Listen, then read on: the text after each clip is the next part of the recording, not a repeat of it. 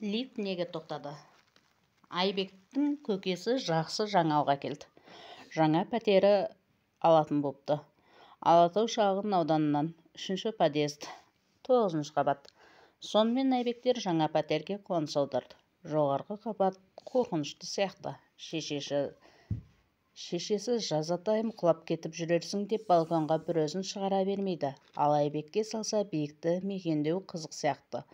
Бәрінен бұрын арлы-берлі қайшыласып көшеде ағылып жатқан машиналар, жаяу жүргін кісілер алақандағыдай көрінеді. Тұрғындар көшіп кірген соң лифт қосылды. Оған ең алдымен атасы қуанды. Себебі 20 күндей тысқа шыға алмай лажсыз қамалған болатын. Таза ауаны балконнан желкөзден жұтқан. Енді рахат.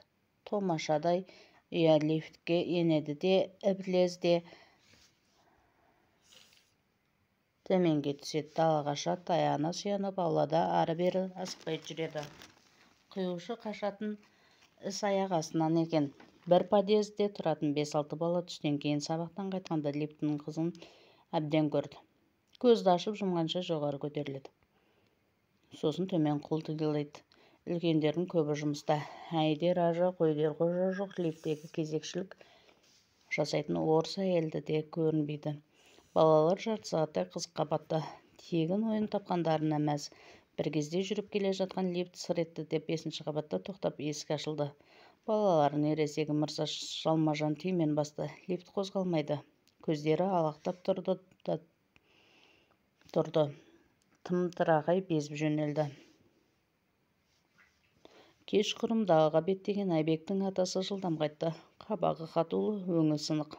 Құдды өкпелеген баладай жақ ашпайды. Сөйтсе лифт тоқтап қапты.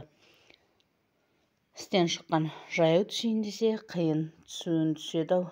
Қайра жоғары көтерілу қиямет.